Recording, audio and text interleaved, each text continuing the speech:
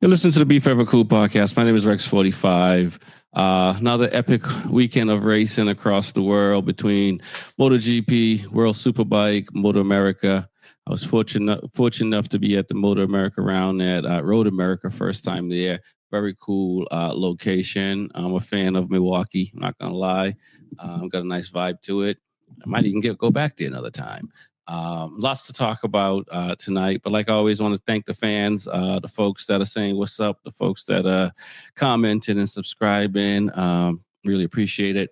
Definitely go to the website, beforevercool.com, and become a member, become a subscriber. Help support the program, help support what we're doing here, because we're doing some really cool things and really cool things coming up on the horizon. So can't wait to tell you guys about it and all that fun stuff. We want to shout out Woodcraft, as always. We are affiliated with Woodcraft, so mention Rexy and get hooked up and get some good gear, because Woodcraft, I mean, most of the races they use Woodcraft gear, rear sets, clip-ons, Hindle exhaust, armor body. I got all that. You see it on my R6 there. So definitely do that. We also run Pirelli tires at the moment. So definitely check out Mark 10 Motorsports here in Florida. Mention beforevercool.com. Get some Pirelli slicks for the track. And go ride, go race, go to the track. You know what I'm saying? It's all that. So without no further ado, let's get the gang in here and chop it up about what's happening, because a lot's happened. And, as you know already, it's going to be a fun night. TJ, man, welcome to the show, man. How you doing tonight? I'm doing good. Just recovering, just getting my energy back. It's a long weekend of watching racing. And then I had my first weekend back on track in 11 months. So it's a good time. Yeah, I was gonna say, man. I mean, what has it been like for you? Taking 11 months off. I mean, correct me if I'm wrong. You started. Was it before the pandemic? After the pandemic, you started racing? I started in 2020. So yeah, it's during the pandemic. Yeah, so 2020, you know what I'm saying? So what is it like, racing and kind of being in the swing of things and then taking 11 months off and coming back out?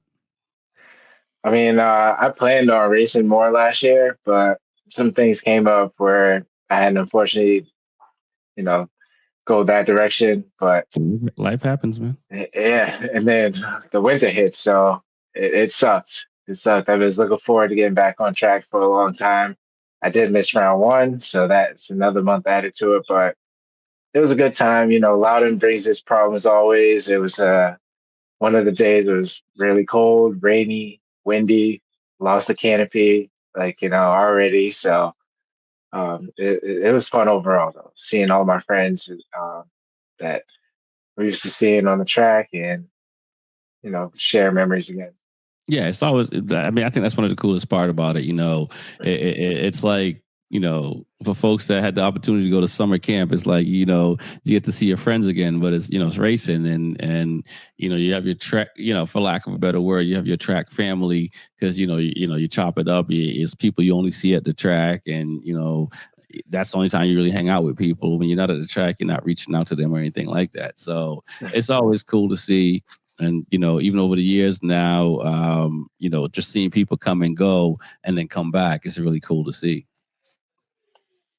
Yeah, no, it was good to see. I mean, there's a lot of people that are still not out there yet, but it's going to be a quick turnaround. We got the classic in a few weeks, so hopefully the weather's a lot better. And yeah, it's always good to see the race family. That is just one thing I always look forward to, even if I don't race. It's just being around the race family. Yeah, no doubt. Yep, the Classic is coming up on the weekend of the 19th. I'm going to be there for that, not racing, unless I can convince Reese or somebody to bring my bike up.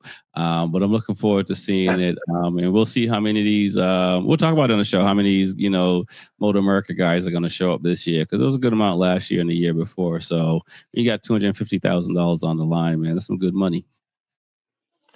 Yeah, I mean, we had a good turnout. I mean, every year there's always been some MotoAmerica racer or ex-racer, but the turnout's always been better since it started. So hopefully it just continues, and the purse keeps getting bigger. I mean, that purse is huge. So no doubt. It's just people are afraid to come to Loudon. They say it's a dangerous track.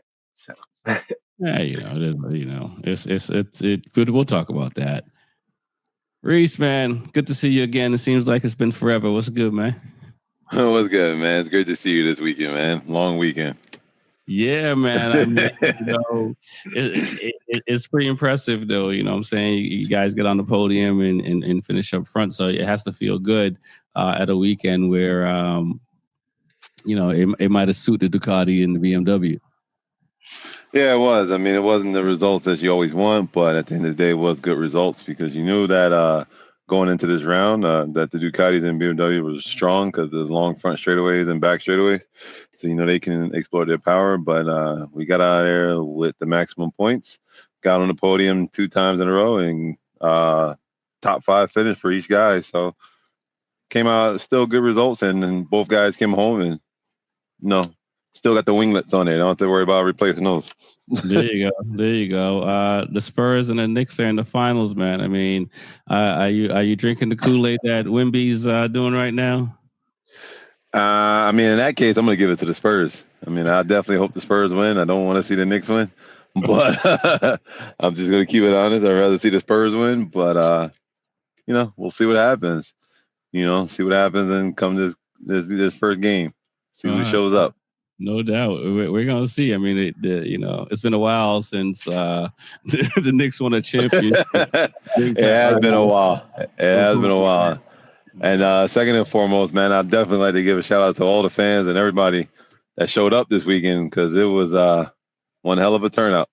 Yeah, man, we're gonna talk more about it in the show for sure. It was for me, it felt, it felt bigger than Coda at MotoGP to me. Yeah, it was really loud. It was really packed.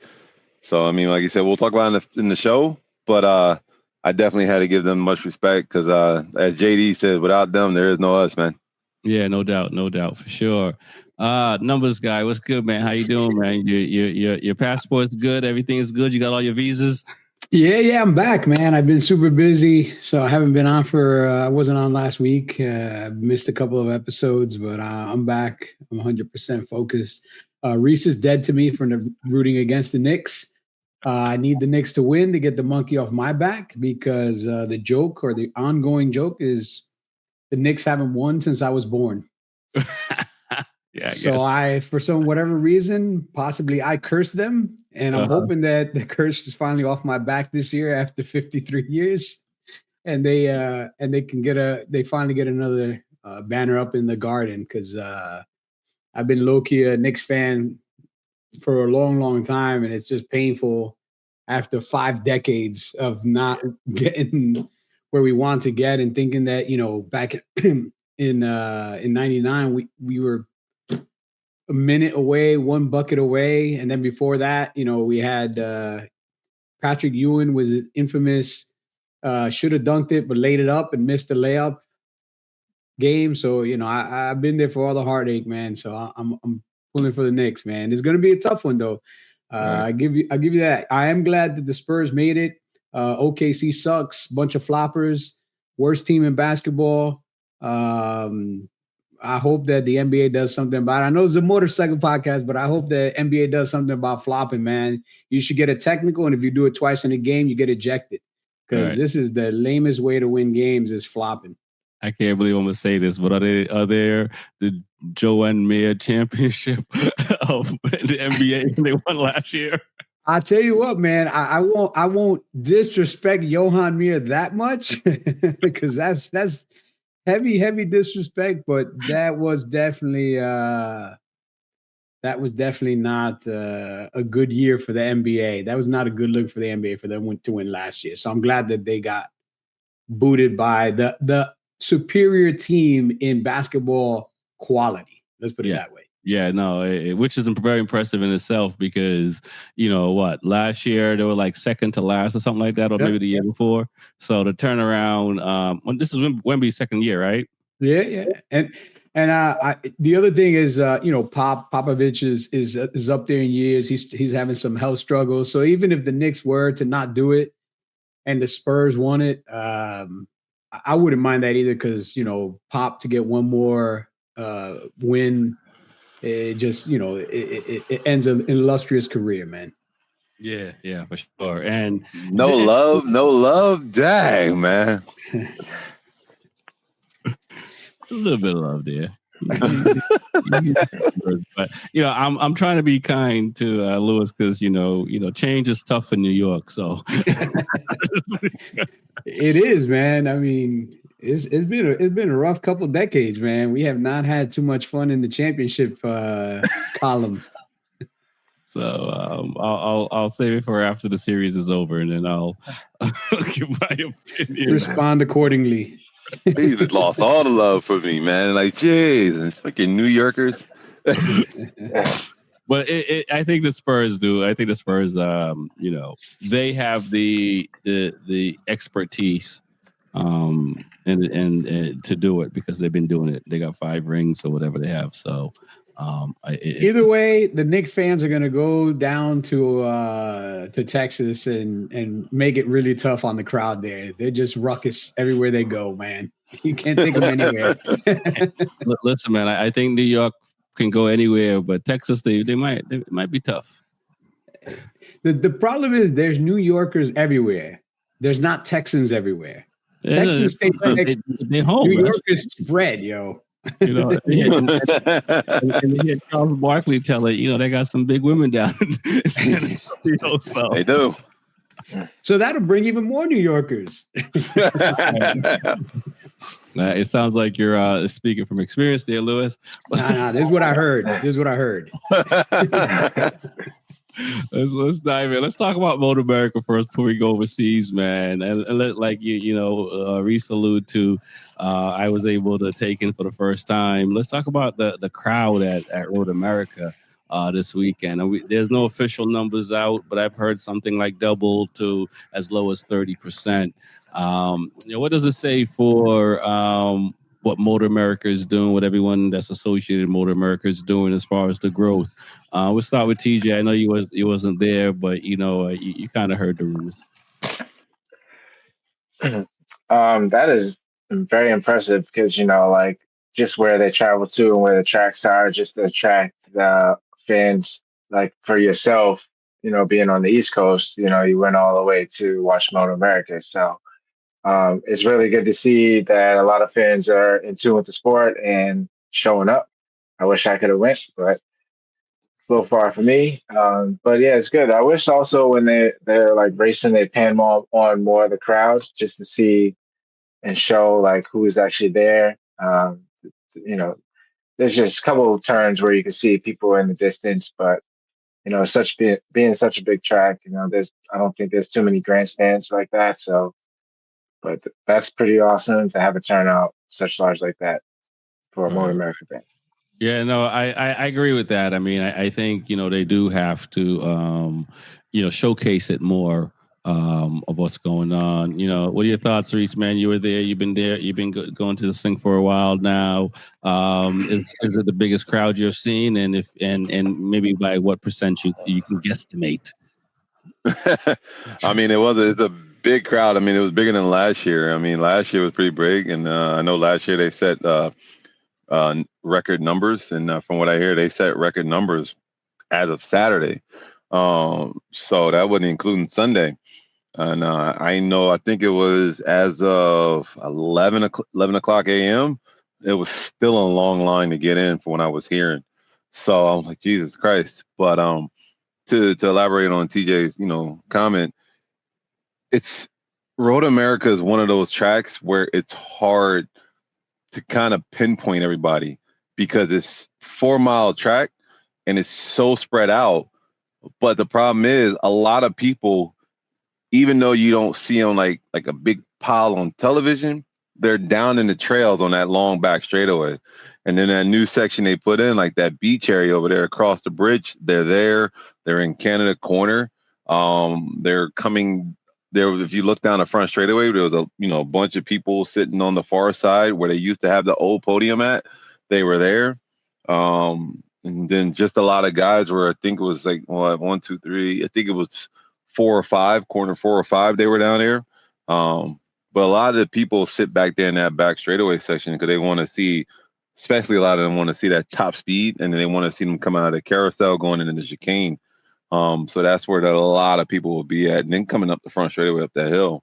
But yeah, the numbers this year was pretty amazing, especially sitting out there on the grid. When everybody came out there on the grid, I couldn't even get back through. It took me 10 minutes just to get to P3.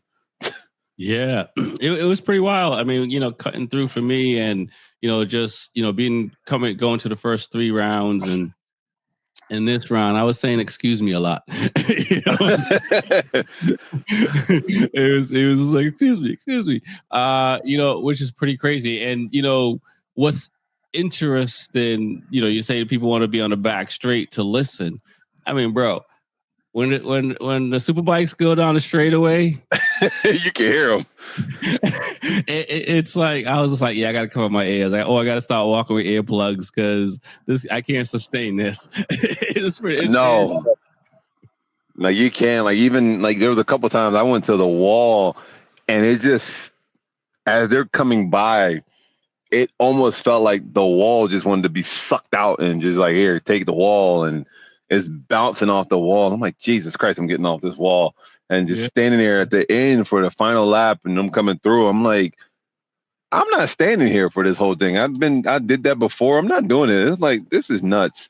Yeah. But yeah, it's just them coming through that front straightaway is ridiculous. Yeah, it's insane. It was pretty wild to see. Lewis, man, I know you got the numbers, so tell us, man, what you know that happened this time. I think you're on mute, my brother. There we go. So I know last year they set the attendance record. It was just under 48,000 fans at MotoAmerica last year.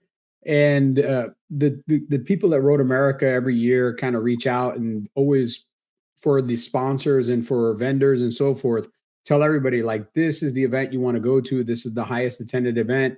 And it's shown like progression year over year over year that this has become almost the gem in the entire season when it comes to attendance and to turnout. And this year they've had really good turnout. Like Road Atlanta had really good turnout. Barber had really good turnout. So there's definitely an upward trend. Either MotoAmerica is finally starting to catch on. People are starting to go out to these events and see the value in going out and having a family weekend at these events. This year, I've heard different numbers. The official numbers haven't been released. I think they'll probably be released in the next couple of days. Because they're going to use that as leverage to try to pre-sell tickets for next year. Right, and, even right now, they're already pre-selling tickets for next year. They just went on sale today. So this is really becoming like a benchmark event for MotoAmerica. And like I said, this might be the coda of their season. Like this might be their premier track event. And it's in the perfect location, man. It's in the Midwest. It's not too far from Harley Davidson. There's a lot of population base to pull from that's very close to that track. So most people only have to drive maybe 3 hours or 4 hours to get. And it's not just one city, it's multiple big cities that are very, very close. There was some definitely Chicago plates up there for sure. Illinois, yeah. Say. So you've got Chicago, you've got, Wisconsin, you've got Milwaukee, you got all these cities. So if you think about other tracks like that, the only other track that can pull from that many cities that close, if you think about it, New Jersey can do it because it's got Philadelphia, New York, and New Jersey all there. Yep. So I hope that I see New Jersey pulling out big time. I know last year we went to the final event and it was pretty packed. Right. So go ahead. I think if I had to guess from what I heard, I'm going to say maybe close to 60,000 people over the 3 days. Okay. That's some good numbers. And, Can't forget about Ontario too, because I did see a couple of Canadians there. They were there. And I'll tell you what, 60,000 is not bad when you think about the fact that MotoGP at COTA doesn't average that much more than 60,000. And, we're going to take a little bit of credit for that for the Be Forever Cool podcast. Take a little bit of credit for them numbers going up. Yeah, of course.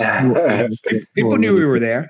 Officially, unofficially, we're doing that. But let me ask this, Lewis. I did see a lot of vendors that I didn't see at the other 3 rounds. And a lot of like 18-wheeler wheeler. They're pulling in on, not even just like sprinter van. There's anything wrong with sprinter vans or anything like that. How can this event spread to the other locations as far as?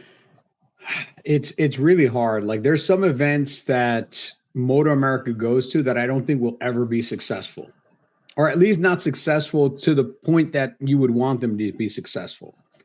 Coda is just a gigantic track. So even if you get 20,000, 30,000 people there, it looks like there's 9 people there when they pan out to the crowd because it's just a massive track. The Ridge is in the middle of nowhere. I know some people like that track, but it really is in the middle of nowhere. It only has maybe one city it can pull from. It's like 3 hours away. So there's just some tracks that don't lend themselves to be as successful as this track. Laguna Seca, great venue, wonderful place, tiny little town, super expensive to go there. It's several hours from a major city. So you'd have to come from San Francisco. You'd have to come down from Washington State. Like there's not a big population base to pull from. So I just think Road America is one of those tracks. Mid-Ohio could be there too. Like Mid-Ohio, now that Pittsburgh is no longer on the schedule, like Mid-Ohio could grow because the people that would normally have gone to Pittsburgh now will go to Mid-Ohio. Okay. And maybe we split the state in half, and the eastern part of Pennsylvania now comes to New Jersey. So there are tracks that I think lend themselves to continue to grow.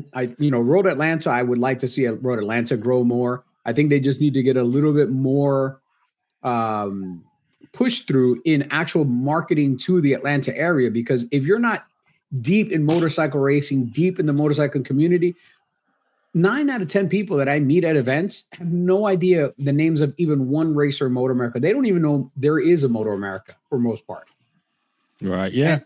And this is I hope that MotoAmerica continues to push, but they've got to put some funding into getting the word out to the general riding public that this is happening, because only people that know this is happening know that it's happening.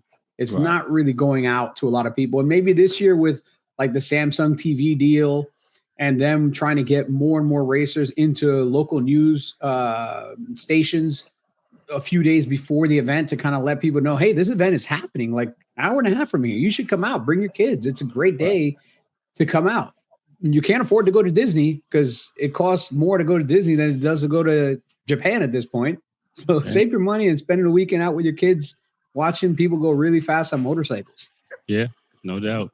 Let's segue right into talking about people that go really fast on motorcycles. Let's talk about the super sport class in MotoAmerica. I mean, we talked about it on the last show, the top 4 guys.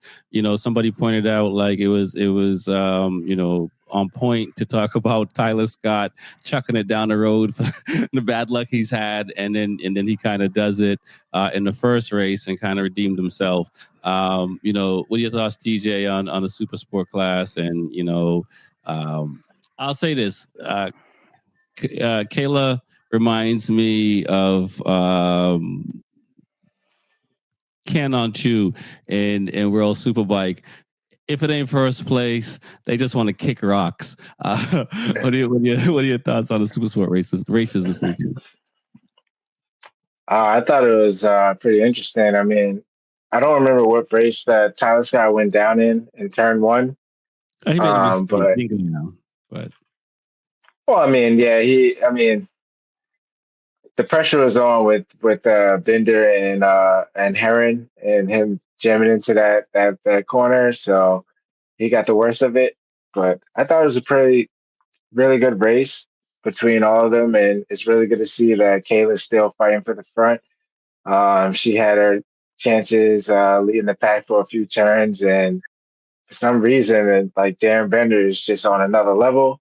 It's like you show him the track, he learns the lines, and then he just puts his gear in, and then he just takes off. Like him and Josh Herron fighting with each other, nice battles. So yeah, I thought it was pretty cool for like race 1. Darren Bender took that.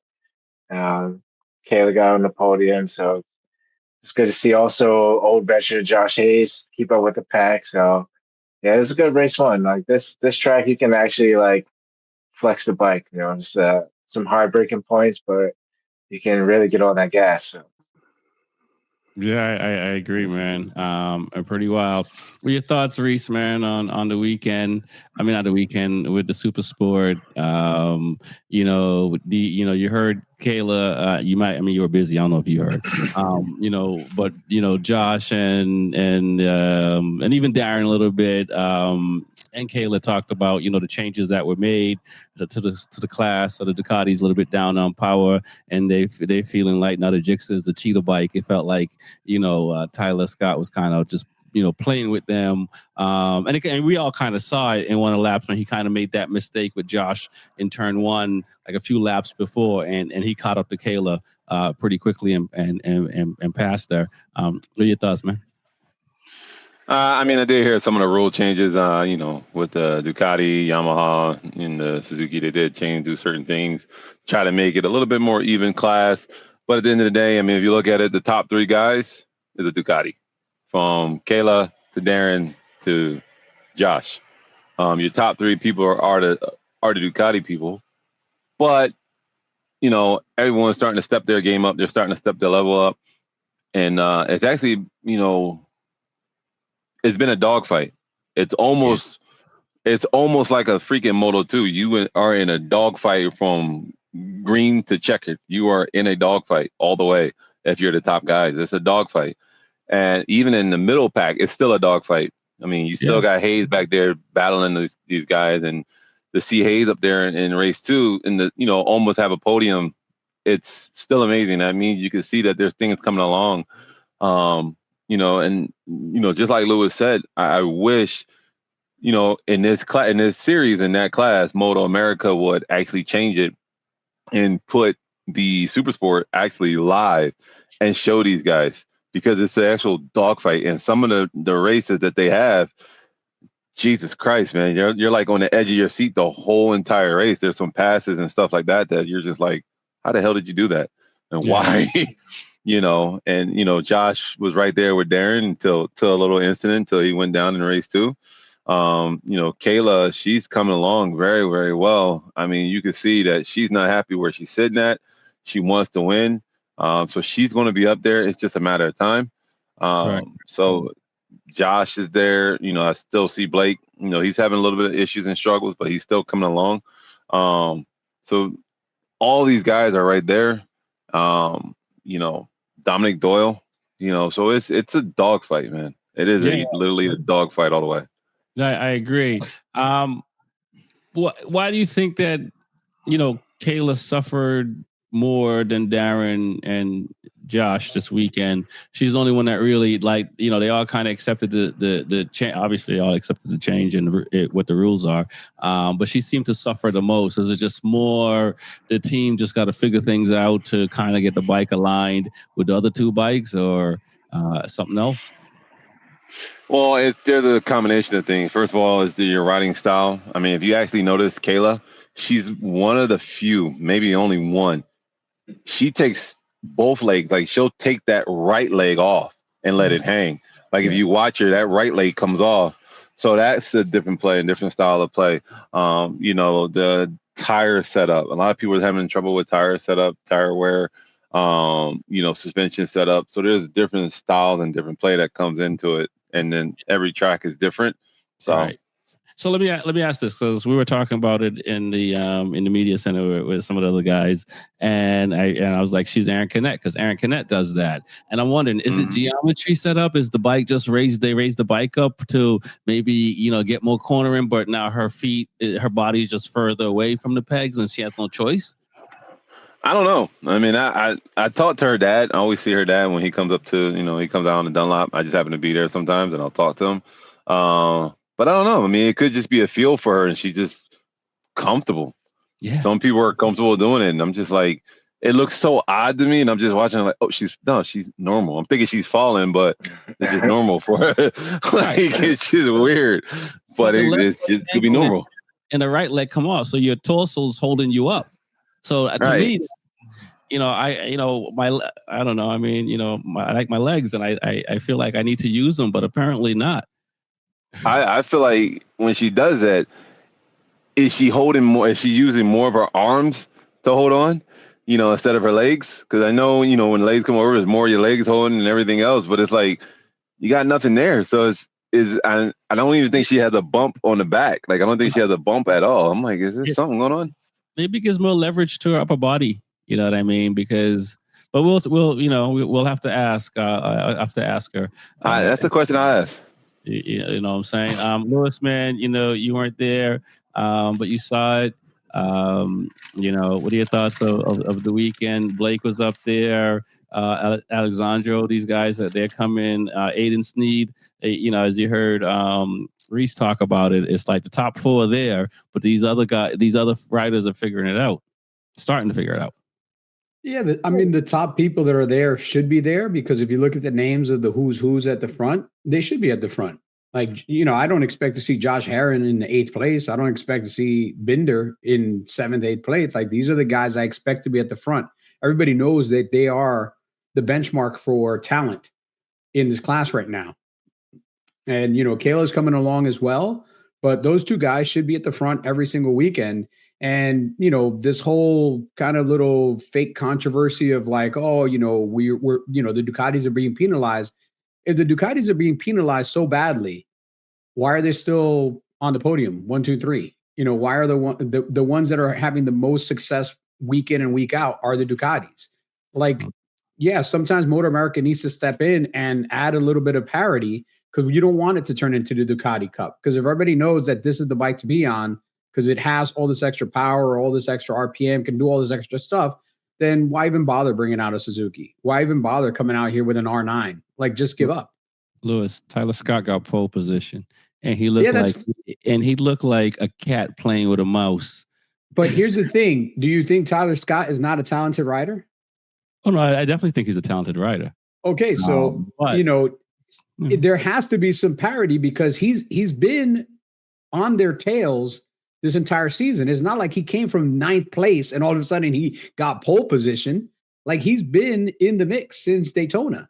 So it's not something new. It's just now that they're trying to work something out to make it a little bit more balanced. Where's the other Gixxer in that class? Well, I'll say this, and I'm only repeating what I heard. The Gixxer got more mid-range, and the Ducati's got less top end. Yeah, but the Gixxer's always had more mid-range. No, like that's the rule change. Yeah, but that's even before the rule change. Yeah. The Gixxer was always known to have low end, mid end grunt, and then they run out of legs at the top. Like, that's been the Gixxer, 600 and 750 identity forever. And the R6 was the opposite. The R6 had nothing below 11,997 RPM, and then above that, it had 130 horsepower. Whereas the Ducati, being a V twin, it's got a balance. It balanced very well. It's got torque at the bottom, and then it does have top end. So you've got to find a way to make all these work. Hey, they took the swing arm away from the R9, and Josh Hayes is still up there in the front battling, and maybe, moving that needle a little bit on the Ducatis is balancing it out, because I'm pretty sure Ducati was right at the front protesting the swing arm and protesting the airbox on the R9. Come on. And now they're getting a little bit of taste of their own medicine. And now we don't like it because it's Ducati. Fuck Ducati, man. Everybody's got to suffer a little bit to make this sport fun, man. I don't want to see the same 7 guys. I don't want to see 1 through 7 all Ducatis, because Ducatis have it their way. If you got to suffer a little bit on the Ducati side to make that one guy on the Gixxer competitive and the 3-4 guys on the R9 competitive, then good, do it. I don't want this to be the Ducati Cup, man. That's the problem we had in MotoGP for the past 3-4 years. It became the Ducati Cup. That's what we have right now, World Superbike, the Ducati Cup. Come on, man. This is Dude just won 22 races in a row. This is why the World Moto Cup is happening. And maybe in 3 rounds, MotoAmerica changes something else. But it obviously wasn't that big a change, because who won race 1? Who won race 2? Who was in second place? Race 1. Who was in second place? Race 2. It's still Ducatis.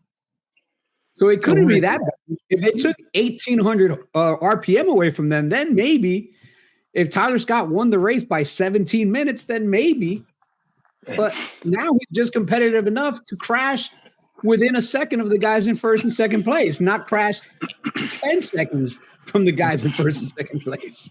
Listen, man, we like to work That smarter, not mustache, harder. bro. He's We don't not like going to to work. win until he shaves that thing, bro. We don't. Tell We you don't, right now. we don't I like think to he work shaved it. hard. Oh, did he? I didn't see it. No, I He think did. He got rid of it. Oh, did See, he? Yeah. and there you go. That's another half a second that he gained by shaving that dead caterpillar on his upper lip. That's why he was crushing it, bro. I've been telling you, as soon as he shaves it, he's going to go faster. Okay. He's watching the pod. He listened, and he's like, let me do what Lewis is saying. Yeah, Yeah, he got a podium. He got a podium. It sounds about right. But let's move over to Superbike, man. I mean, the Ducati, they starting to figure it out. Unfortunately, Cam Bobier went down. Cam Peterson won the first race. Pretty impressive. It's been a long time since he's won. His father was there. It's cool to see in person. You don't realize how much when you're not, what people are going through when they're not winning, right? It's kind of like everybody just sucks it up and do their job kind of thing. But then when they finally win, it's like you see all that emotion comes out. And I kind of took that in on Saturday. So your thoughts on the race, TJ? Yeah, it sucks that the crash with the champ. We don't want to see Bobier go down. But the race was really aggressive. I thought it was really good to see Cam Peterson be at the top. I haven't seen him race like this in a while, and it's really good to see him at the top. And Sean Dylan Kelly for sure. Just doing wonders with that BMW. It's just making it look good, flexing it. So they had really good battles towards the end of the race. Also impressive, just trusting each other and nice tight battles, and that is another level of racing right there. Just giving each other respect and tight battles. But I thought overall, it was good to see Bobby Fong get a podium. I always like to see the Yamaha guys up there. But I thought it was a really nice race. Seeing Hayden Gillen, Matthew Schultz, but also on him, him being in the lead of the championship before this round. He didn't really have that, grunt on him. I'm not sure exactly what happened for why he's in the back of the pack, but I don't know if he had a bad package. But just within a race, things can change, as we see. Now he's not leading the championship, so we was always seeing Schultz run away, and this race didn't happen. So it just makes things a lot more interesting. No doubt. What are your thoughts, Lewis, man? We're gonna save the Superbike for Reese last on this one because he might have to get some approval of what he can say. What are your thoughts seeing Cam win, Sean Dylan Kelly come in second, and Bobby Fong back on the podium after struggling a little bit from injuries and stuff like that? I mean, I'm super happy that Bobby was able to stay on there. I mean, if you looked at the race, this track really does not suit the Yamaha for top end. So, just to see him in the draft and able to stay kind of within a second or two of the guys in front of him and maybe have to brake a little bit later and try to close in on the brakes and, use his different riding style to kind of keep him in fighting distance was great. But, I mean, the Ducati and the BMW just horsepower wise, the Yamaha has nothing for them. I mean, you saw them coming on the front straight, and usually in the front straight there, if you got a good draft, you can draft past the bike in front of you. And when Bobby was in the draft, he was actually getting dropped. He was losing a bike or two bike lengths just going down the front straight, going down the back straight. Even if he started in the draft, he just didn't have the power to pull up alongside them and try to maximize it. So for him to salvage 2 third places throughout the weekend is actually a huge positive for Yamaha. I'm super happy Sean Dylan Kelly finally got his win. I like the guys at Orange Cat. I know he's struggling with some injuries as well. So all in all, a great weekend for those for both teams, and it's great to see them up there. A little bit sad to see Bobier injured again. I mean, the dude seems to have his highs and lows with injuries over the past 4 or 5 years. He's had some really bad ones. A couple years ago, he had what I thought a couple might be career enders. I mean, I know he suffered a few concussions in a row and had some other issues. And now this one, originally it looked like it was his wrist or his arm, But what I'm hearing is that he dislocated his shoulder or popped his arm out of the socket. And sometimes that's something that's not that bad, and other times it's something that's really bad because you could tear ligaments, you can tear tendons, you could do a lot of damage. So hopefully, he can get MRI, see if hopefully he didn't damage anything, he doesn't have any serious injuries.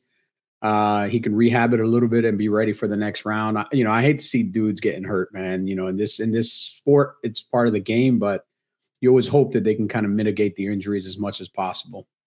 But what can you do? And then as far as Matthew Schultz, I don't know, man. Maybe that motor, the warranty on that motor expired, and now they're trying to find a new motor to put in that bike because from what I hear, they can't buy motors from their original motor supplier. So it's going to be interesting to see what they're going to do now, technically, to keep that bike in as strong a position as possible. Because we saw that the attack Yamahas with nice, fresh, clean attack motors were kind of battling for the podium positions. And that one bike with who knows what motor was pretty far back there and struggling a lot. And even, I think, blew a motor or blew a trans or spun a bearing or something like that. So things are going to get interesting for Strack for sure. Gotcha. I mean, KTM's going through the same issue as well, and you never know what's going to happen. KTM can't get parts from Attack. A different issue. Oh, sorry. I don't know what you're talking about, Lewis. I don't know.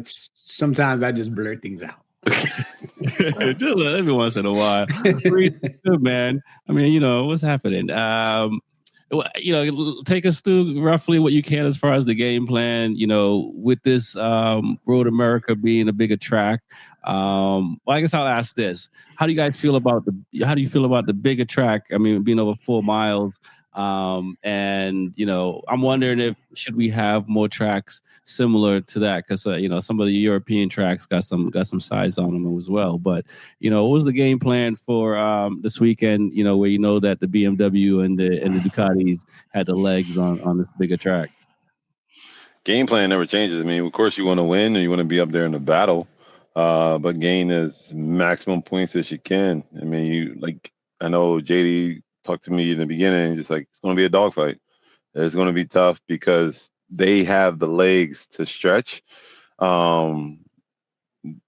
If you look, and I know they shared it on MotoAmerica, top speed was damn near almost 200 for the Ducatis, and we were about 190. So that's almost 10 miles an hour difference in trap speeds. So that's a big difference.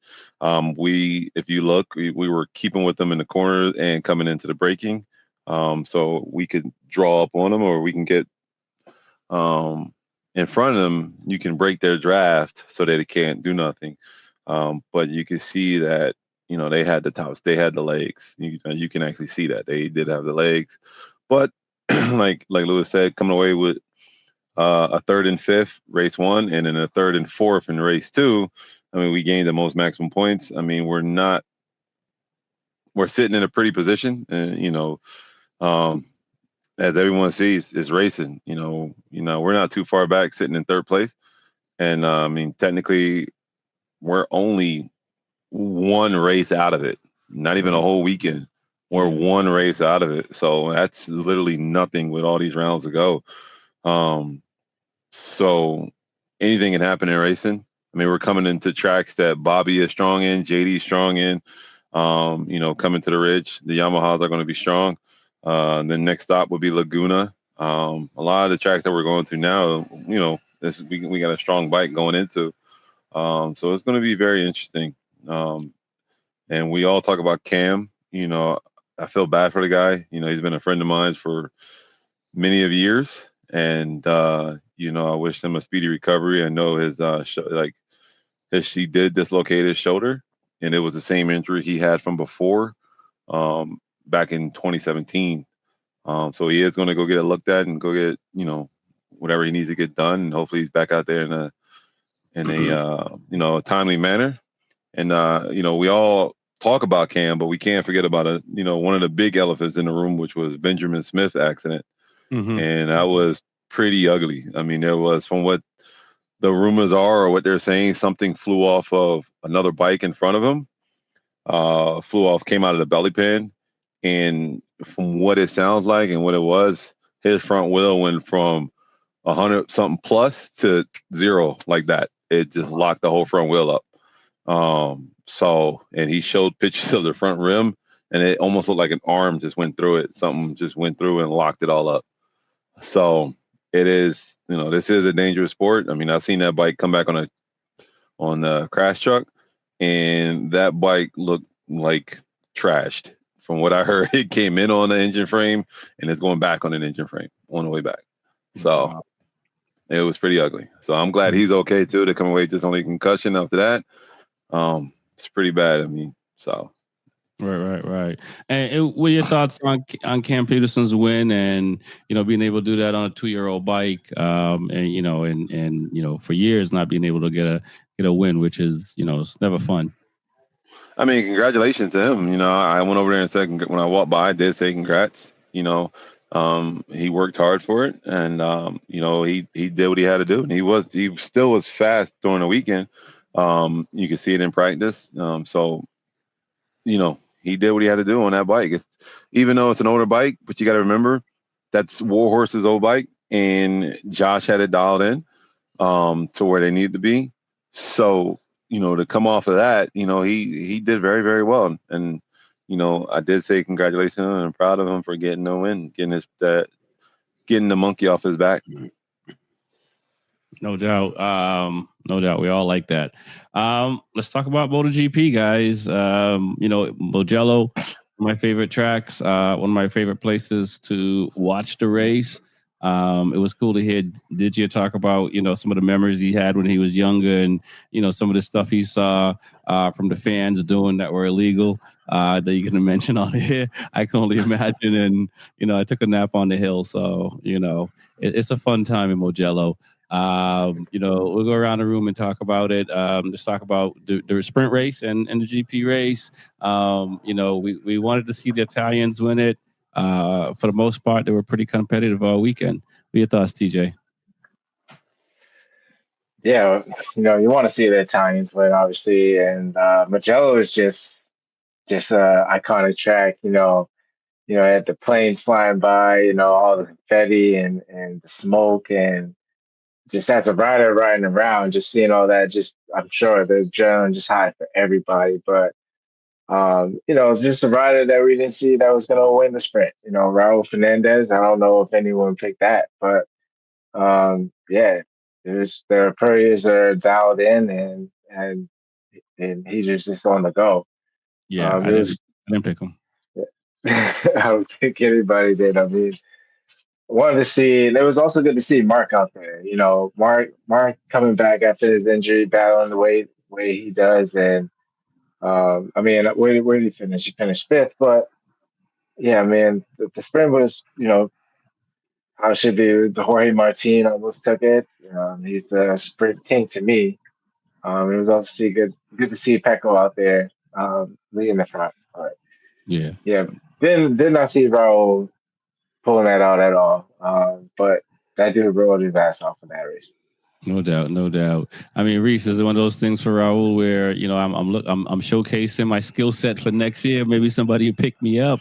I didn't see it coming. I thought Aprilia would have been, Agura, Martin, and Bez in worst case. I also didn't see. I people talk about Ducati a little bit.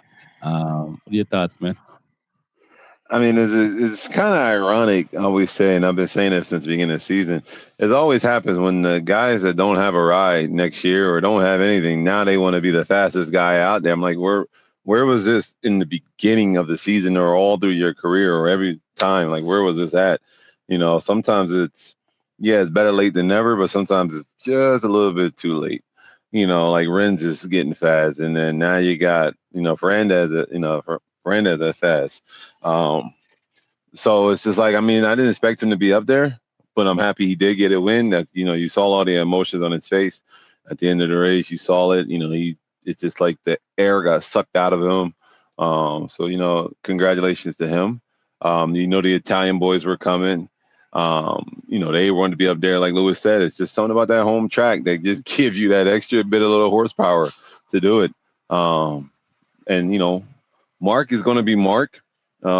They did show that little behind the scenes when he came in, and he was saying, I had a good pace and I was at the pace that was really good that I wanted to be at. And, they always say sometimes, a word or something can say 1,000 words, but they always say with Mark, it's just that smile that he has that says a lot. And he had that smile at the end, that normal, genuine smile that the guy has. And it's like, yeah, he's coming back. So to see him up there after the injuries and everything, it's pretty impressive what the guy can do. It's pretty impressive. No doubt. Lewis, man, I think you might have been right on this one that Raul couldn't save his job, because it sounds like he might have been informed a couple of weeks ago that, he got to update his resume. Yeah, I mean, it's sad, but this is the game. This is the entertainment business. We say it's racing, but it's racing business, and it's part of entertainment. You lose your job, you lose your seat.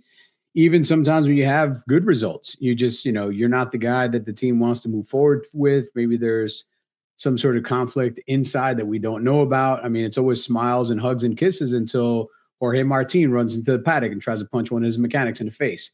So we don't know what happens sometimes behind those closed doors that makes these decisions happen. But do I think Raul Fernandez is a talented rider? Obviously, I do. I mean, I think he is a very talented rider. He's shown it over the past 2 years with Aprilia, and I hope that he can find a seat somewhere else. But, seats are super limited at the MotoGP level, and it's not like new teams are coming on board or new manufacturers are coming in.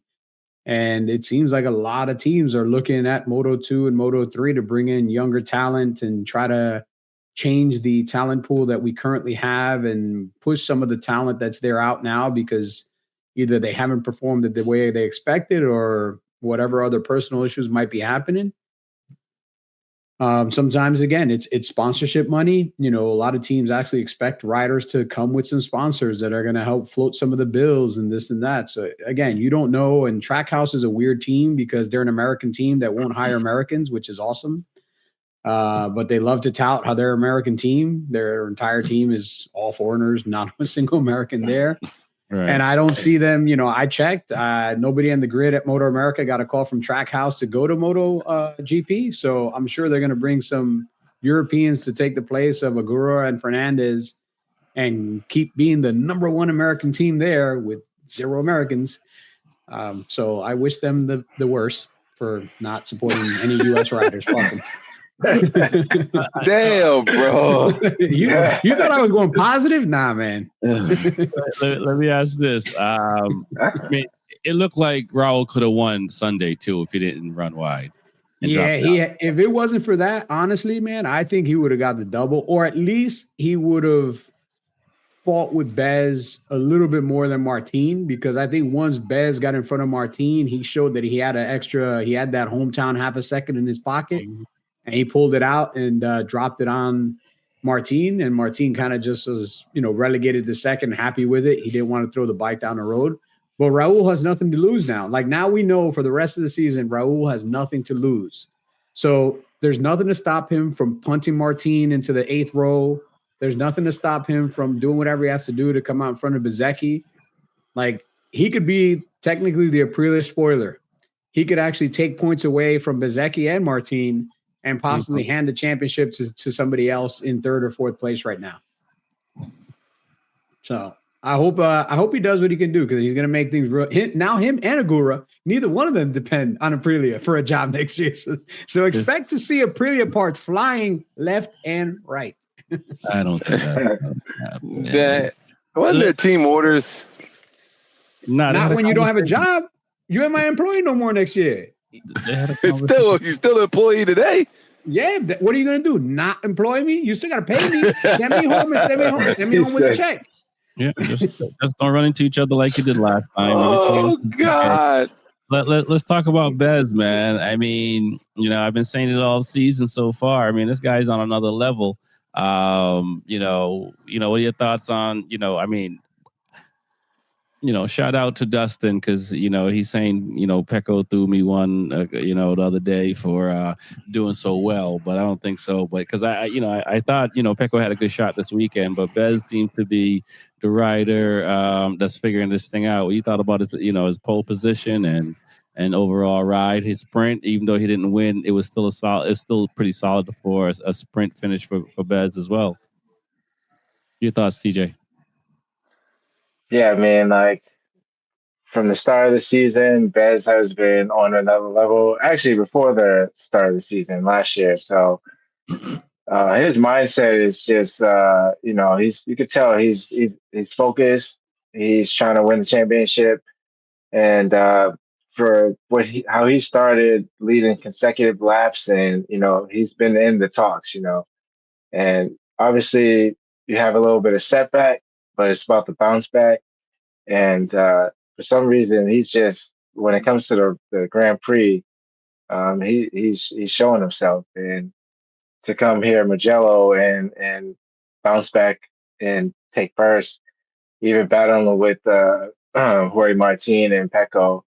It's just showing that he's in for it. He's on another level. So to give him his props. He's not falling back. Having the struggles. Like for instance, I know Pedro hasn't won anything, but he's still having that trouble finding his way. Even when he's in the front, he still slips back. So Bez is found his way to the front and sticking there. And even when he has trouble, he finds his way to bounce back.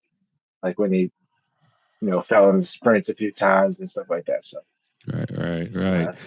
Reese, man, is Bez the Jalen Brown of MotoGP, where it's kind of like we they don't want to hand the throne over or the keys to him, but he's showing that look, man, I'm the guy. I may not be Pecco, I might not be Rossi, I may not be Marquez, I might not be Martin. I'm saying, I came over here for scraps. And I'm doing this thing, and yet it's not. I don't even think he's being compared to Alex Marquez, much less Marc Marquez, and he seems like the guy to beat this year. I mean, he is the guy to beat. I mean, he's not being compared to some of those guys, but remember, he did come into Aprilia as the number 2 rider with Martin. Martin came in as the number 1. He came in as number 2. So yeah, I mean that is. I would be the same way. I got a chip on my shoulder. I'm coming in there to prove a point where I should be this person. And I mean, he should be one of the persons I mentioned. Now he is, but he wasn't. So he still got something on his chip on his shoulder, which he's trying to prove. And he wants to win that championship to say, hey, I am that person. I'm that guy that you need to be concerned about. Because the way he rode this weekend, I mean, was very impressive. I mean, as you saw, he got in front of Martin, and then Pecca was out leading, and he stayed on Pecca until that one last turn in Sunday's race, and said bye and checked out on him. Yeah. Lewis, man, what are your thoughts, man? I mean, do he get his MVP title now, or he still got to put in some work to get that title? To get that, Lewis is going to have something negative to say. Let's go. First of all, he's on mute, brother. Why do you think that I'm going to say something negative? There's a problem when you don't realize you say things negative. I think it's narcissism or something like that. I think it's a lack of what is it? Lack of self-awareness. I mean, I for me, the I don't think that this is going to continue on this long. To be honest with you, I think the Gian Antonio is the top Ducati right now, but I don't think it's going to last for the season. To be very honest with you, I think at some point there's going to be a drop off on that. Superman's Superman's going to come back, aka Marc Marquez. Marc Marquez, I mean, I'm surprised that he got the places that he got this weekend. If you look in the sprint race, he was very, very competitive because it's a sprint race. It's a short race. In the full race, he was in that same zone, but towards the end, you saw that he started losing power. Like he started losing strength. He fought as much as he could for as long as he could, as well as he could. I mean, he fought really well until Agura, who doesn't have a contract with Aprilia, so he doesn't care if he throws it down the road, pushed him and Marquez really super wide in turn 10. And that's when they kind of lost contact with the people in front of them. But, I don't think that Digi is going to, again, Italian rider, he's going to do the best he can. I mean, same thing with Pecco, Italian rider, Italian round, they're going to do the best they can. But let's see if for Pecco, let's see if he can do something more consistent. Digi, he's been pretty consistent, but I think there's going to be some rounds coming up pretty soon where you're might going to see him struggle a little bit because he's got some rounds coming up that historically he hasn't done well at. Right. These aren't tracks that he's done well at. Right. But how about Bezzecchi and not getting the credit or should be getting more credit? No, he should be getting more credit because this run that Bezzecchi is on is great. This goes back to after the summer break last year. Since right before the summer break and the summer break last year, he's been on this incredible run. The only thing he's got to do is he's got to figure out how to be more competitive in the sprint. I don't know if it's the way that he sets his bike up, where he sets his bike up for a longer race and doesn't have a good setup for a short race. So he struggles a little bit in the short race because he spends his qualifying and practice time really setting up for the official race, like the big points race. Right. Because in the sprints, he either crashes or he struggles. Like he doesn't have the same overall speed that he has in the long race. And this could just be a setup issue. Like it could just be like he's so focused on setting his bike up for a very long race that they don't set it up for a short race. Either set up the suspension, set up the electronics, like something with his setup, because it's not like he's less talented for shorter amount of laps. He should have more energy and be more talented, but something somewhere doesn't work for him. But he should still be getting massive credit. Like this dude is he's the VIP of Aprilia. Like Aprilia should be, this is why they signed him to a long-term deal so early, because they know that this is a guy they want to hitch their wagon to.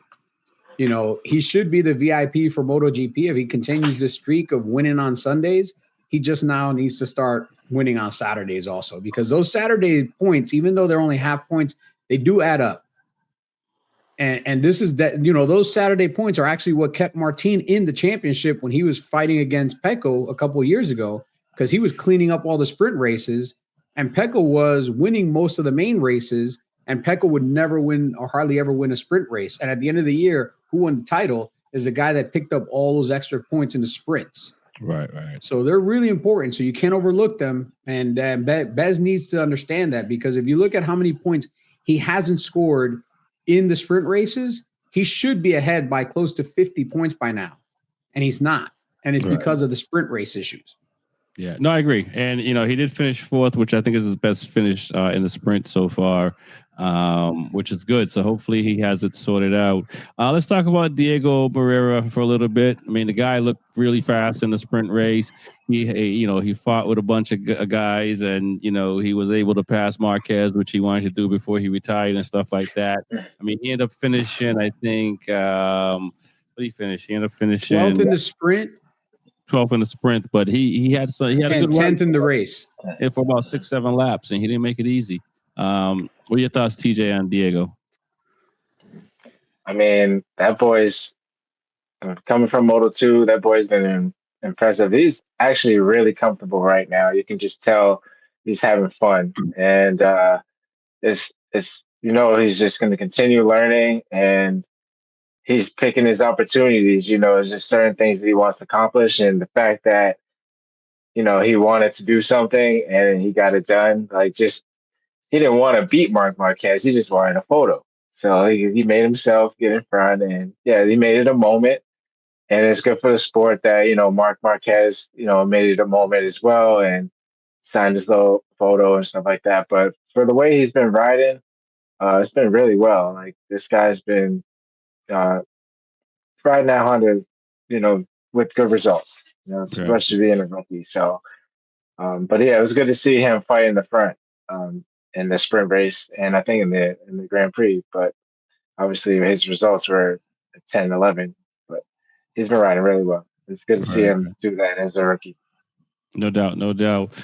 Reese, I mean, what do you think of Diego? And also just the rookies in general, man, because it seems like the last couple of years, I guess with Ferminaldi, if you think about like when Martin and Pecco and Luca and Dez came in, they kind of struggled in the beginning. These guys are seen to having they're having some success where, it's kind of like, I'm not saying they have a perfect season where they keep climbing the ladder, but they got races where they showcase themselves. And it seems like, Diego is finding his way.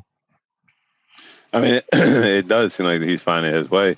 I mean, as Lewis would know too, and we all know, I mean, you have no expectations. There's no set expectations in your contract. There's no proposal where they want you to finish top 10, top 15. He probably has an open contract for his first year as a rookie to try to figure out, learn everything. So it's at that point when you have something like that, you have no pressure. You can just go out and ride and actually enjoy it, learn the bike, learn the tracks on that bike, try to figure something out. Then next year you have a different expectation. All right, you learned it. You had your 1 year of learning MotoGP. We want you now this year to finish in the top 15, which he's capable of doing all day. So with being that, I mean, he looks very impressive because he has the free will to go. So when you have that, it's a lot less pressure. It's a lot easier. You can actually enjoy it and figure out, your surroundings and figure out this bike. But the kid looks very impressive, sit there and be battling with, one of the greats, and putting a little pressure on him, even though they're back there, but he's still putting some pressure on him. So that's still impressive. That shows that this kid has the potential of, hey, we can make this kid grow. We can help this kid grow to that next level. Right. Let me ask this: is Moto2 harder than World Superbike? Because you got Top Rock won 3 world titles, and you got Diego hasn't won a title. It can't just be the shoe, can't just be the bike. I mean, from what you hear, Moto2 is a damn jungle, man. That is absolutely the jungle. So, I mean, look at World Superbike now. It's just one guy again, the Bulaga. Every time I see it, every time World Superbike is on, World Superbike is on, you'll see Lewis and another one and another one and another. It's just the same guy every time. That's why I don't even watch no more. I'm like, what's the point? It's just the Bulaga show. AKA Ducati show. What are your thoughts, Lewis, on Diego and how he's riding compared to a Top Rock, at the moment as both rookies in MotoGP? I mean, I'm super impressed. I mean, this is why Honda went out and got him. This is why Honda, took the leap of faith on this kid, because they were like, hey, this kid's the truth. Because Moto2, in my eyes, is harder than World Superbike. And I'll tell you why, because everybody's on the same bike. They all have the same motor. They have different chassis and they have different setups, but they're all on the same motor and all the ECUs are locked. So it's not like somebody has more horsepower than somebody else. They're all on spec tires. So it's not like somebody has better tires than somebody else. It's literally down to setup and the rider, and that's it. So if you could be at the top of the pile in Moto2, which is just a group of savages, I think there's like 300 guys in Moto2, because it looks like a Moto3 race sometimes, where it's like you shouldn't be passing like 5 wide on bikes this big. I can understand in Moto3 when it's like a little swarm of bees, but these aren't little bikes. These are big bikes, man, and they've got power. And most of the people say that the jump from Moto3 to Moto2 is more difficult than the jump from Moto2 to GP, because you're going from such a little bike that has very little horsepower to now a bike that has a big jump, more weight, more horsepower, and more pieces that are a little bit better aligned with GP. So this is why the feeder system from Moto2 to Moto3 to MotoGP makes sense, and why the days of bringing guys from World Superbike over to MotoGP doesn't make sense. Like, I hate to say it, but I would have told Top Rack, if I was somebody else, if he wasn't as big a name, I would have put Top Rack in Moto2. And let me see what you can do in a Moto2 bike before I give you a MotoGP bike. The only reason he went to MotoGP is because he's such a big name. Right. But he's proving the point that if you've never had experience in Moto2 or Moto3, and with the types of bike that they're racing versus a converted production bike into a race bike, versus a purebred race bike like a Moto2 bike, a Moto3 bike, and a MotoGP bike, you're going to have issues. And this is where Top Rack is struggling now. And Diego's having success because he's on a Honda. It's not the greatest bike. It's getting better. Top Rack's on a Yamaha. That was mistake number one that he made, is so desperate to get the GP that he'll take any shit box. And he was like, I'm going to take the best shit box of all the shit boxes. Come on. Give me the shittiest shit box. That's the one I want. Just make sure there's a lot of zeros on that check. Because I know I'm going to be looking at the asses of a lot of bikes for a long time because I'm going to be finishing 17th, 18th, 19th place. Dude, Quartararo quit on life this weekend. An ex-MotoGP champion literally said, yeah, I gave all my ambition left on Friday afternoon. He's like, I had no ambition whatsoever. I have nothing else. Yeah, which is unfortunate, man, because you're getting paid, but that's the difference. So let me ask this, and all you guys, you guys can chime in. You just talked about Top Rack and World Superbike. You look at Gonzalez, and he's leading Moto2 right now. Came over from the Superbike class as far as the 300 and Super Sport winning the title and coming to Moto2, and you see what he's doing. But from the rumor mills, it sounds like they don't want to put this guy in MotoGP. And it seems like he got everything to go fast. Your thoughts? We'll start with Luke, and then we'll go back around. Start with me? Yeah, we'll start with you. Oh God! Oh, hey. You don't have enough time, is what you're saying? No, I mean, Bulaga is going to end up in GP, right? And not only is he going to be more successful than Top Rack because one, he's going to a better bike. But two, he actually has Moto2 and Moto3 experience. Right, so he's not coming in completely blind. Right, I'm saying Gonzalez, though. Manuel Gonzalez. From what? World Super Sport? Or World Superbike? He's in Moto2 right now. He's leading championship. He's leading championship. No. I'm sorry. It sounds like he's not. He may not get a seat in MotoGP. Is what it sounds like. And like, what's wrong with that guy after winning, and showing like I'm the fastest Moto2 guy in the jungle. Being the fastest don't always guarantee you a job, man. Sometimes it's who you know more than what you know. Yeah, that's life in general. There's a lot of people that have positions that you're like, that guy's dumb as a rock. How do you get that position? He knew somebody that had some money in their pocket that got him into that position. Manu Gonzalez maybe has a bad manager that nobody likes. Maybe he's asking for something that's unrealistic for somebody that's, of his age and of his talent moving into MotoGP. Maybe some of the teams just don't want to deal with him. Like, there is more to moving from Moto2 to MotoGP than just winning a championship. If that was the case, every single Moto2 world champion would have a GP bike, and that hasn't been the case in the history of Moto2. There's been champions that never got a Moto2 ride. A MotoGP ride. Yeah. Yeah, and there's been guys that have finished in 12th place that have gone to MotoGP during Binder. So, Quartararo. So it's not just winning a championship doesn't guarantee you a spot in MotoGP. Alex Marquez almost didn't have a spot in MotoGP, and he was a two-time Moto2 champion. He had to stay there an extra year, race again, and then have his brother twist the arm of Honda to get him out of Moto2. Right. Same thing with Zarco. Zarco is back-to-back world title. Yeah. You know who was the first Moto2 world champion? Tony Elias. He dropped from MotoGP back to Moto2 because he couldn't get a ride, and he never made it back to MotoGP, even as the inaugural Moto2 champion. So being Moto2 champion is a cool trophy to have, but it doesn't guarantee you a job in MotoGP. Yeah, Remy Gardner. What are your thoughts, man, TJ, on that? Should we, reorganize the policies in MotoGP and say, listen, man, if you're one of the top guys, you deserve a seat. Screw the connections. Yeah, I mean, I think if you're one of the top guys, you deserve like a ballot or something, but like, I don't know if it's like the timing of what seat is available or what the manufacturer, like the contract is setting of what they expect out of what they're trying to accomplish. So maybe he's not the rider for them for whatever manufacturer he's trying to go for. Who knows?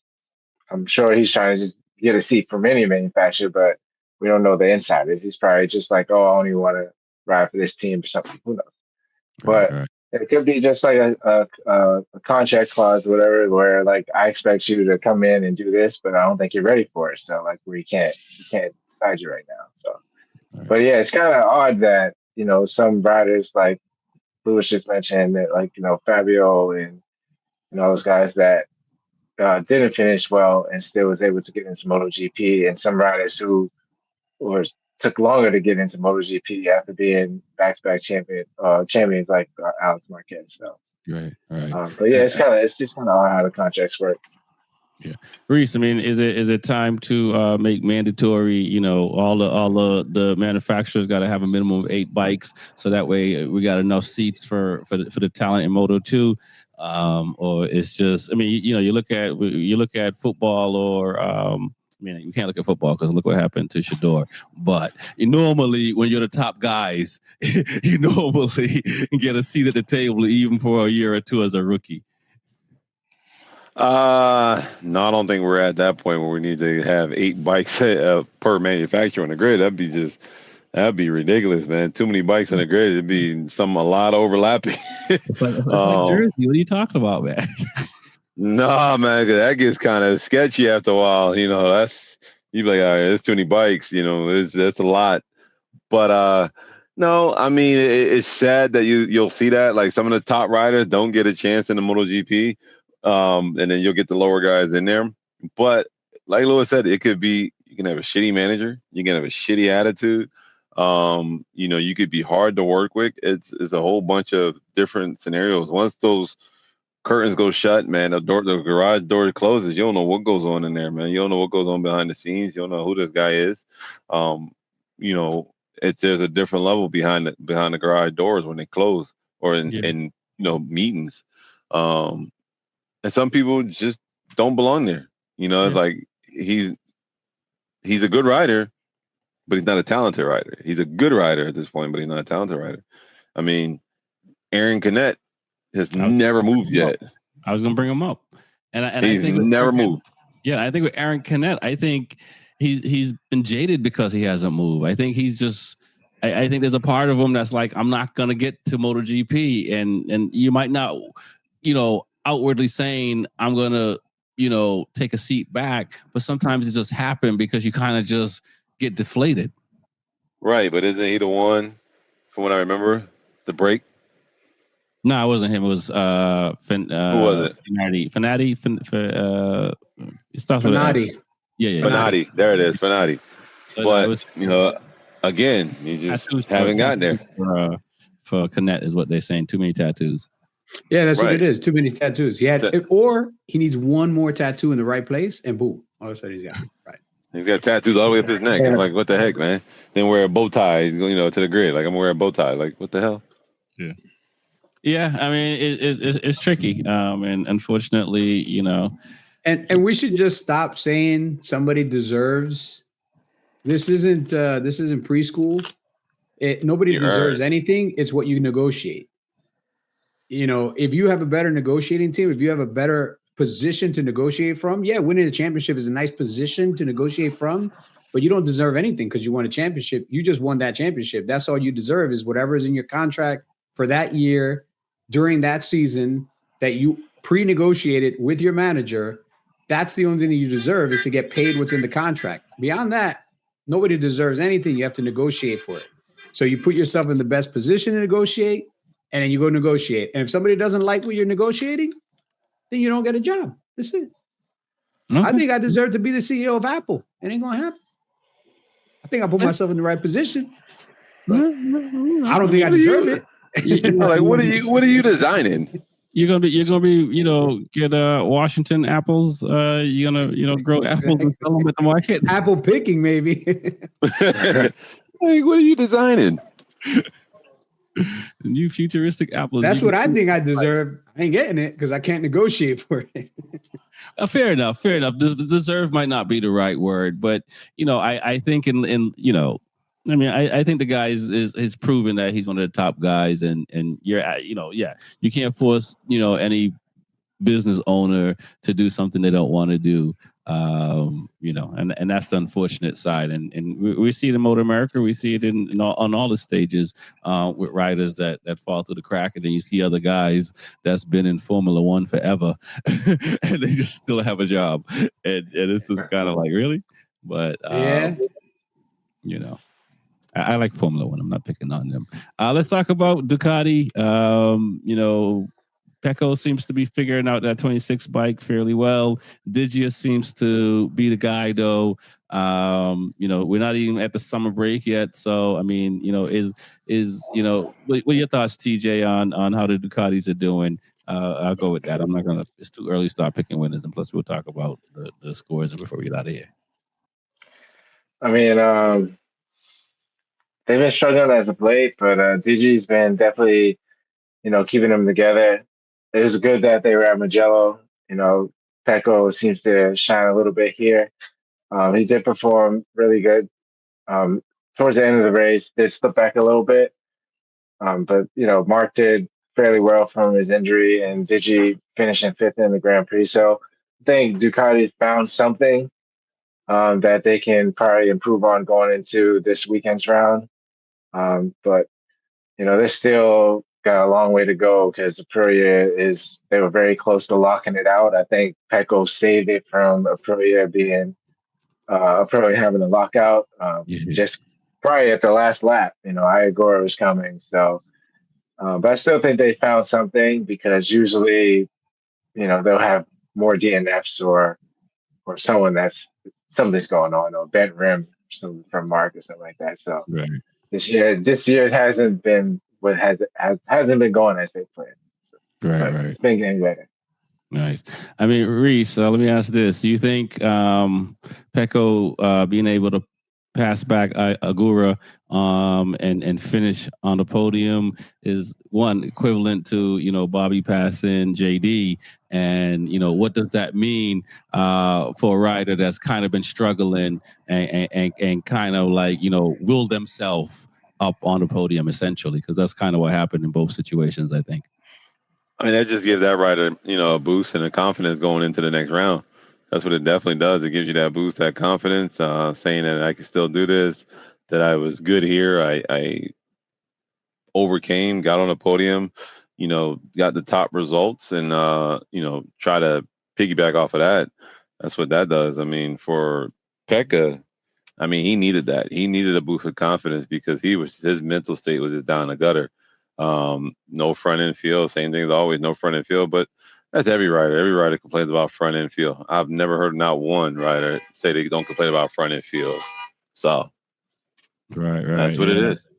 No, Lewis, all right, go ahead, man. You seem, I don't even have to ask the question. Go ahead. No, I'm glad to see that Pecco is starting to put together. But again, this is a track that he loves. This is a track where hometown people find that extra half second, find that extra confidence. The mechanics in the garage that are Italian are working a little bit harder. Everybody's a little bit more dialed in because you're at your home track. You want to win here. Like everything's heightened. Let's just see if he can carry this on to the next couple of rounds because he kind of is the guy that needs to carry the factory Ducati flag for a few rounds because I think as good as Marquez did, finishing in the top 10 both races and not crashing and being competitive, he's not at 100%. I will say he's probably maybe out there at 70%. And at 70%, Marquez is still better than 99% of the riders in the world. And at 100%, that's when he's, he looks unbeatable. But Pecco needs to step up. I know that he's already got a contract to go somewhere else. But there's still a lot of money on the table for this year. There's still a lot of things that he wants to do. I'm sure he wants to finish as top Ducati as he leaves the factory team, as he leaves Ducati. He wants to finish on a good note, not a bad note. And just kind of, maybe a little twist the screws on them a little bit for not signing him earlier, for not doing all the things that he thought they would do for him. It's good to leave on top when you're leaving somewhere so they know what they're missing out on. Right. Listen, I'm already on record as saying I think, Ducati had a good program up until 2024.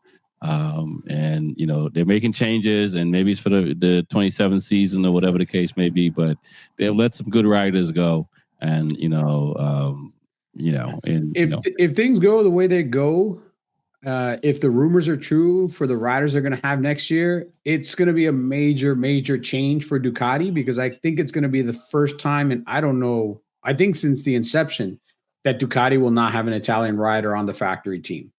And to me, that's a real changing of the guard. Maybe that comes from the top down, from Audi, superseding everything else. I don't know, but that's wild to me that, an Italian team doesn't have at least one Italian rider on the factory bike. Right. And the weird thing is, like, you've been winning championships for the last, titles for the last 4 years. Like, not to say if it ain't broken, why fix it, but like, you might not win it this year. Yep. And I don't think they're going to win it with Digi, as he's going to battle to be the top Ducati, but I don't think he's going to battle for wins on a regular basis. I think the wins on a regular basis are going to be Bezzecchi and Martin are going to probably swap wins from here on out for the rest of the season. Mm-hmm. If Marquez gets healthy, he might grab a couple of podiums and a couple of wins from here to there, and maybe Pecco can maybe grab one or two. But even this race, this was his opportunity to win it. And when the time came to pull the pin, it wasn't him that pulled the pin. It was Aprilia that pulled the pin with Bez, and they just left him in the dust, man. Yeah. I mean, he went from first to finishing third and almost finishing off the podium altogether. So that just goes to show you that either him or the bike or just the combination, they're getting better, but they still got something to find, because they're definitely missing out in a few places. No doubt.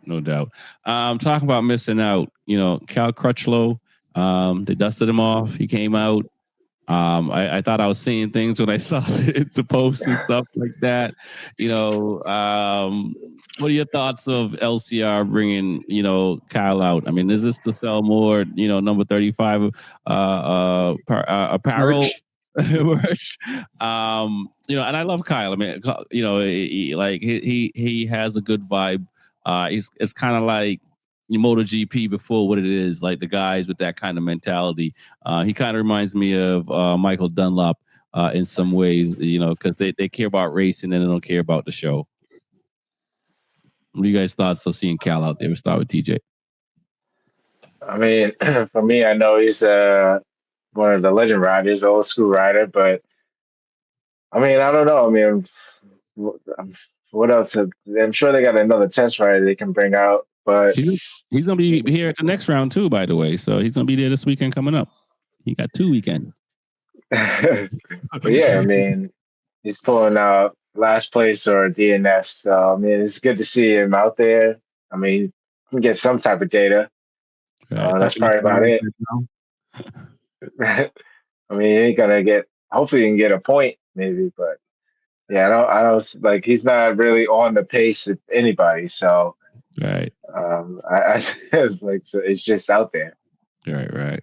I mean, Reese, why does this happen? I mean, guy's been out now 5 years out of racing. Test rider. He was a test rider for Yamaha. I don't know. I know he rode for LCR and stuff like that. But interesting to see. I mean, what is the benefit of bringing a rider out, or other than having us talk about it and having fans that were fans of his be excited to see him? I mean, I think Pedrosa, when Pedrosa have done wild cards to fill in, it has done top 10.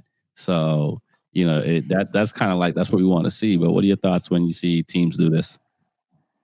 I mean, just like you said, so that last bit that's in that warehouse, that last 35 merchant just get out of the warehouse. That's it. But I mean, no, you had somebody that's a test rider, has been in the game for such a long time.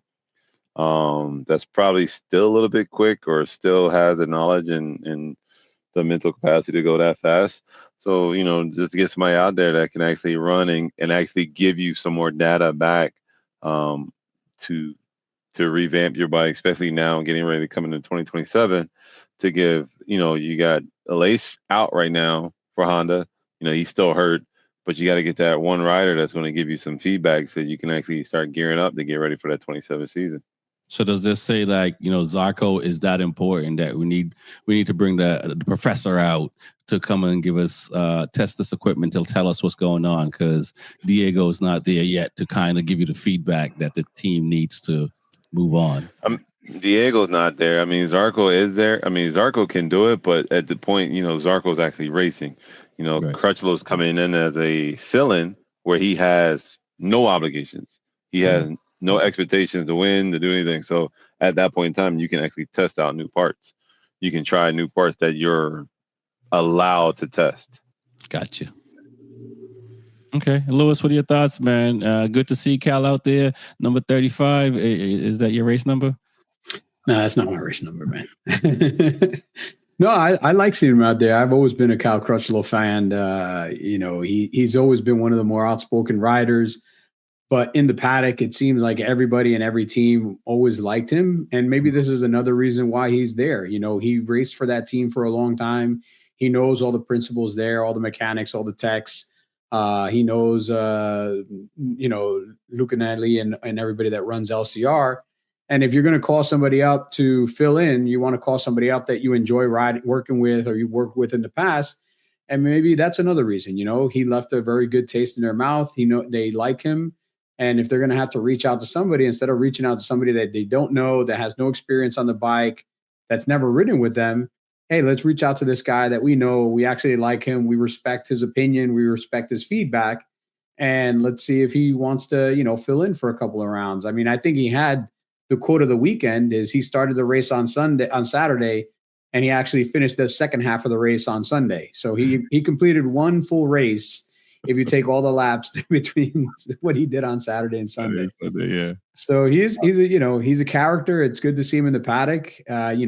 He's not going to be a big difference, to be honest with you. Like, he's not going to be, the top Honda rider. If he is, be super shocked. But at least like Reese was saying, they take this opportunity to work with somebody, maybe try some setups that they haven't tried before, do some other stuff, because it's not really a race weekend for them. It's almost like a live test and tune.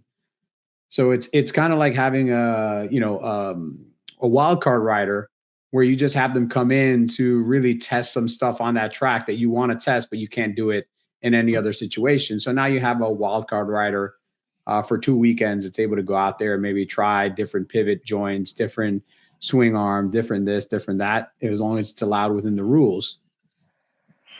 Okay, all right, no doubt. Well, racing comes back again this weekend, so looking forward to it in Hungary for MotoGP. I mean, I like when there's no break. Before we get out of here, let's talk about this past round. Lewis, again, you're world traveler, got a couple of DNFs again because you didn't get it in on time. Reese, man, work, I mean, what you've been talking to people like That's what happens when you bet against Yamaha. You start to win. Hey! I never bet against Blue. Never. Some good numbers. Let me see if I can get this. There you go. Look at that.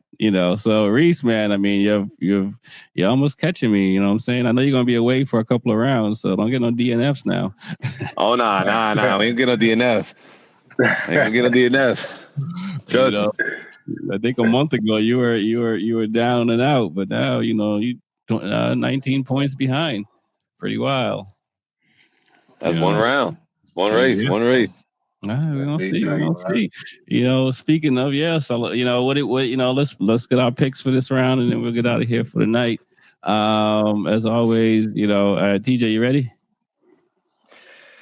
Yeah, let's give this a go. I'm gonna have to go with the sprint. For some reason, if Mark's back, I think he's gonna be in that sprint podium, and Bezzecchi and Martin. So I'm gonna say Bezzecchi, Martin, and Mark. For the GP, I have to say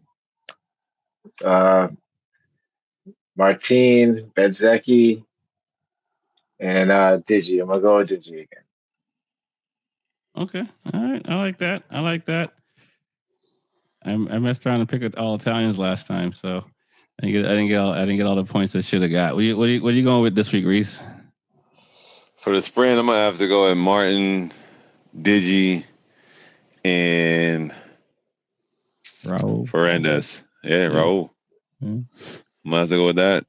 For the race, I'm definitely going with Bezecchi, Martin, and Hungary. We're gonna go. So we're gonna go with Mark.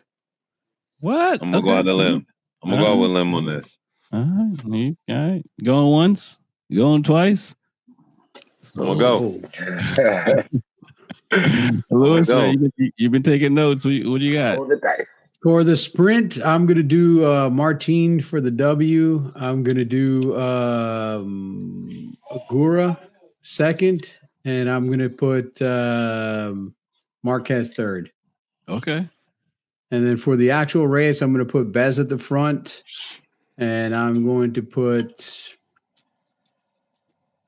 Hungry. I'm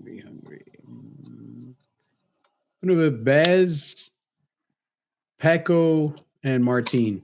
Okay, I like that. All right. What am I doing for the sprint? I'm gonna go with Digia because he's fast, late pace. I'm gonna throw Bezecchi in there because I think he's figuring it out as well. And I want to say Raul, but I'm gonna go with Agura because he got good late pace race as well, and in the sprint and in the race. So, and in the main race, I'm gonna go with Bez, Agura, and I go with Martin. So, we shall see. The Aprilia's been going well this season so far. So, until it's broken. Right? There you go, fellas. All right, man. I mean, we got racing. Reese, you got some time off until the end of the month. I got time off till Laguna, man. I'm not making it to the Ridge. I got other engagements I got to do. So big engagements, literally. Right. Well, hey, listen, man. We'll try to fill in for you. Drop off the uniform. I'll grow the mustache out a little bit. Shoes on. I'll get the shirt on, and I can be Reese for the day. There you go. That's it. They say we all look alike. So I thought instead of turning the tire warmer machine up, I'll turn it down. That's it. That's it, man. Nah, it's a good time. My name is Rex45. It's the Be Forever Cool podcast. I want to thank TJ with Two Wheels and Coffee, Reese from Attack Yamaha, Louis, the real Louis Ortega, the numbers guy. Peace. Peace.